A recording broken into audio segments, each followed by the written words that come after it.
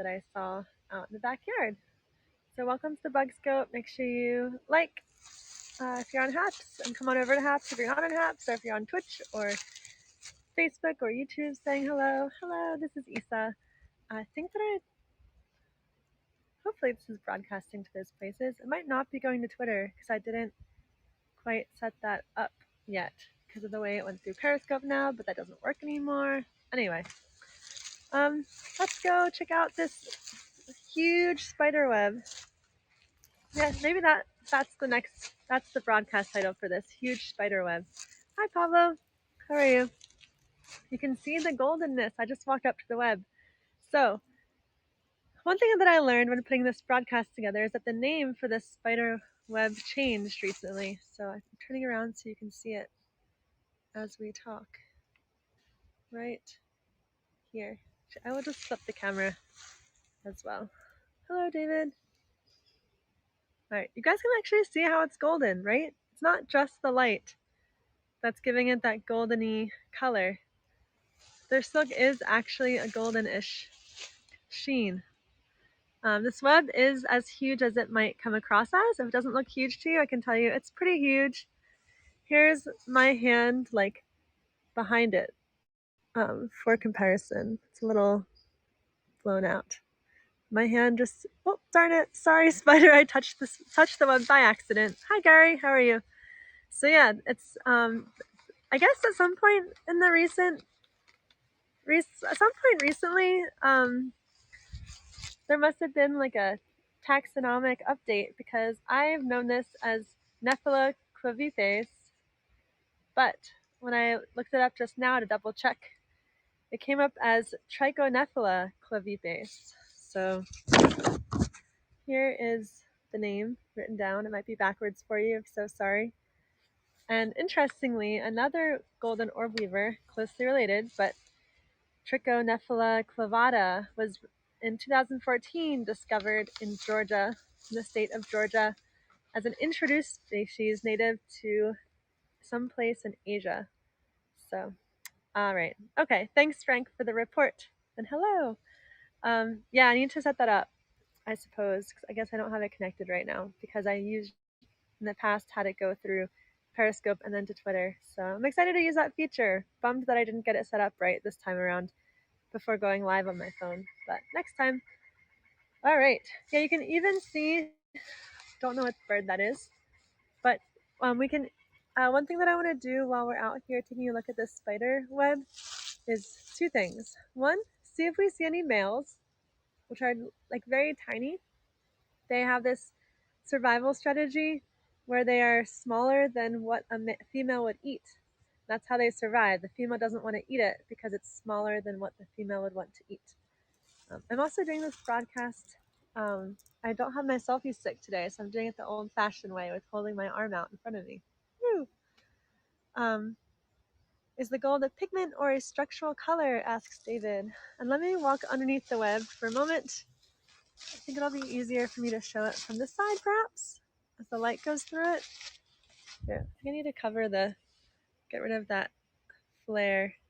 There we go. I don't know is my answer to your question. It's a good question. Anyone know what bird that is? That's what I'm wondering. That's something to say. Okay, I'm gonna flip the camera. All right. There's our spider friend. She's sitting in the web. I'm trying to get the focus correct. Also a little, okay. I'll try to bring the phone really close to her too. Betty, I'll put the macro lens on and put my hand up near her and we can take a look at how she is, hopefully without scaring her away too much. Pardon the wobbles.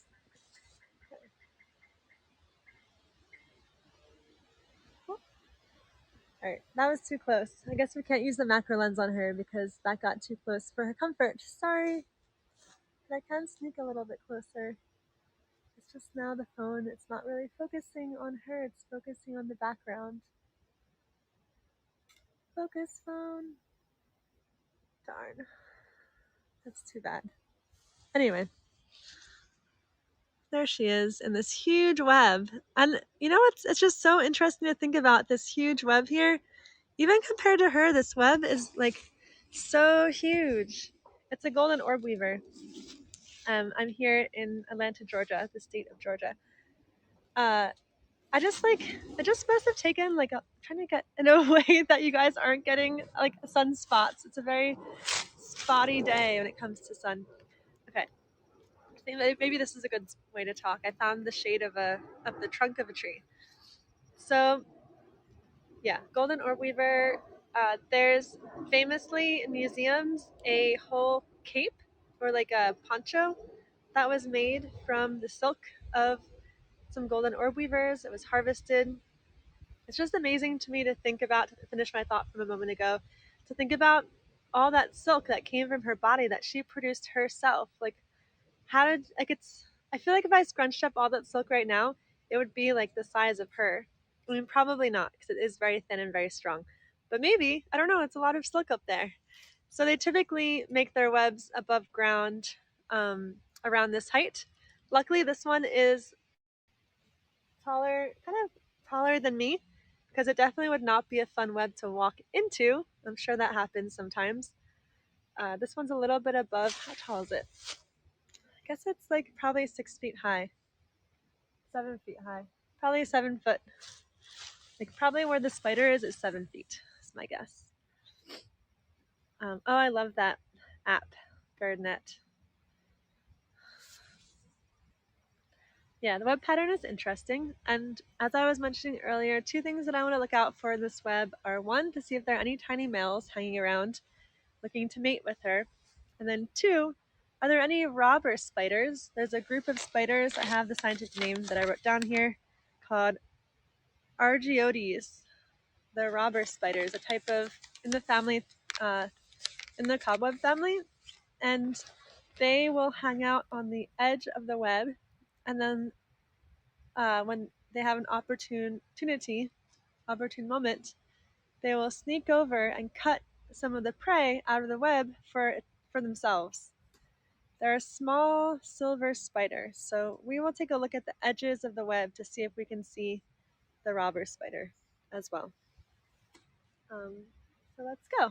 I don't see any males at first glance, but let's see. See what we can do. She has returned to the center of the web. There's also not any prey that I really see in the web right now to be stolen. I wish I could focus on her. Sorry, guys. It's a tricky thing, I suppose, about doing spider webs, especially ones that are far away. I don't know that there's a way I can lock focus. Try to focus on my hand, see if that helps. Okay. Alright. I don't see any males hanging around. I don't see any males near her. And I can't say that I see any other spiders hanging about. So it's pretty chill. She seems to be like all by herself right now. And just us and her. We can try to take a closer look again and see if we can achieve that view. Our golden orb weaver is venomous. I'm not really. Oh, she ran away already again. I'm not really sure how like venomous they are, but they're not medically significant. They're not one that is famous or known for causing harm to humans. They would run away first, if anything. They do have very strong webs, so they have been documented as catching bats or hummingbirds occasionally. I don't know if it's this species, but another really large one has been documented catching small birds. Here, maybe this can help show the pattern too. The pattern really is very interesting of the web. You can kind of see it here. It's kind of like a grid form with this sticky. So there's different types of silks that you'll come across. There's silks that are structural. So like, so if you see this silk here, this is, if I touch it, it's not going to stick to my hand. That's purely a structural piece of silk that is built for strength and to hold the formation of the web in place. So that's not going to catch any prey for her. It's those circular ones in the web that where the sticky business is, where when a prey comes along and touches that. And so if I touch that like this, you can see that if I pull my finger away, it just gets stuck and even like kind of sticks to, it messes up the web because the web sticks to me. Yeah. It's like paper for musical notation. Yeah, it does look a bit like that. Yeah. Yeah, so no extra spiders hanging about. It is really interesting seeing. Hi Molly, how are you? I will add my macro lens now to take a closer look at some of the silk on the sides here.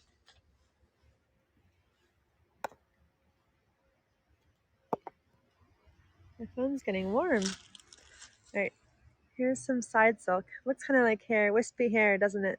But this is the silk. I can see a difference. Like some of it looks more golden than other strands of the silk. Maybe I can harvest it and make something out of it.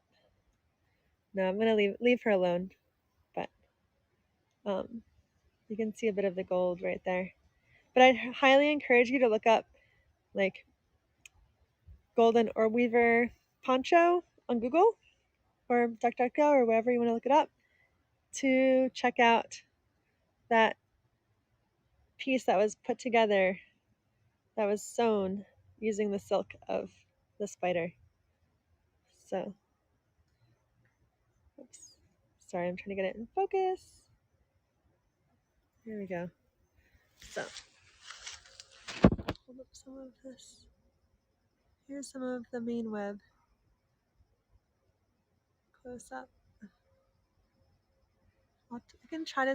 The thing is, I can't really sneak up to her because she has like layers of other pieces of silk that obstruct me from being able to get close. I'm sorry, I know it's not in focus, you guys. My phone is not focusing on her, it's focusing on the background, which is kind of interesting too, because that's, oops, sorry, I plucked a piece of web by accident. That's definitely sort of part of the whole appeal and design, oops, of the web, is that it's invisible, and so clearly the spider web is invisible to my iPhone, so it's fooled the phone.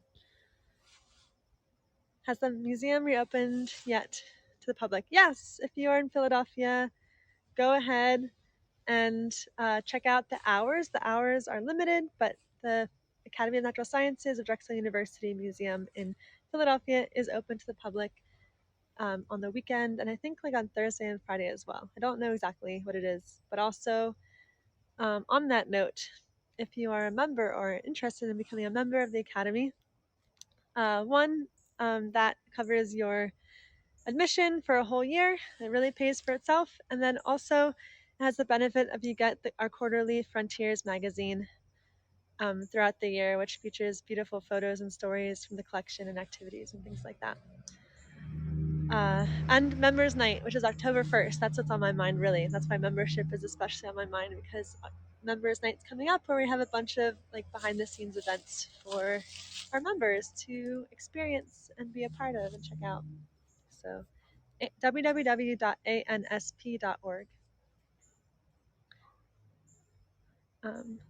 The gold refers to the web or to the spider also. I think it refers to the web, although the spider is golden in coloration also. I apologize that I'm not able to get a better view of the spider for you all. I'll come back with my camera, but yep, it's invisible to my phone. So success, spider success. King, hello, over in Michigan. How are you doing? Do you know why it is golden? What's the selective advantage it provides? I have no idea. I can only speculate.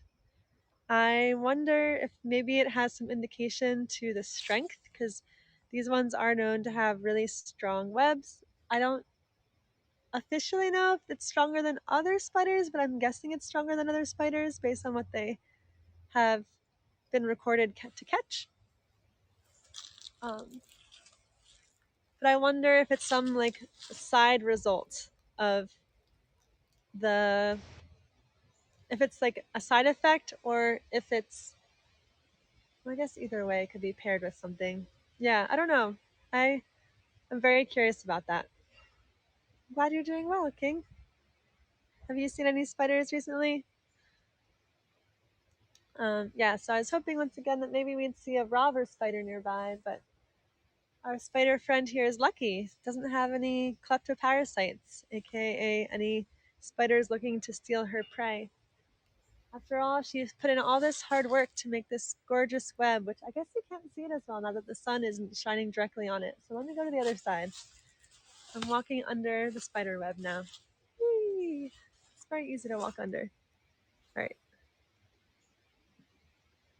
Thank goodness I started this broadcast when the sun was shining on it. She's doing some. Where is she? She is right there. She's right there. She's doing some tinkering with her web. Um, yeah. Hi, Zach. Thanks for the high award. Hey. Okay.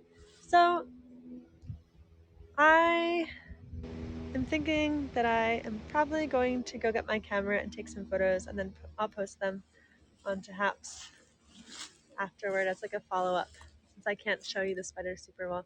I did just walk over to some other spider webs, but I don't see any spiders at home. Maybe just some decoys. Sometimes spiders will put different types of debris in their web in order to help protect themselves because they're really vulnerable and exposed when they're out on their spider webs. It can be really easy for something to come by and eat them and pick them up. So it is really important that they have defenses to protect, to provide a decoy, different things like that. And especially, it's not just birds they have to worry about. It's not just, and some birds like hummingbirds will use their webs for their nests to help hold bird nests together. But also, there's a type of jumping spider that eats orb weavers, and it finds a position and then jumps onto the back of the orb weaver and sinks its fangs in and eats it around the neck area. And yikes, very scary, I'm sure, for any orb weaver that happens to. You don't even know it hits ya. Okay. I wonder if this is a cocoon. Alright, I think I found what might be a cocoon on the tree here. So I'll probably take it inside and put it in a jar and see if anything hatches out. I'll show it. I'll show it to you guys. This thing right here. I suspect it's some sort of pupal chamber. Always good to have a nice entomological / natural history mystery. Cool. All right. Well, I think I'm going to keep this broadcast short. Thanks, guys, for joining. I'll go get my camera, take a picture, and pop it on to Haps as a follow up. So I have much more control over taking a picture with my DSLR. So thanks for coming by, and I hope you guys have a great week and see a cool bug. And if you see a cool bug, let me know about it. So cheers, and if you're in a place where it's fall, hope you enjoy the fall. It's definitely feeling more crisp in the air here in Georgia and also in Pennsylvania. And if you are in the southern hemisphere, I hope that you are enjoying the transition into spring. And take care. Have a good day. Bye, Frank. Bye, everyone. Bye, Zach.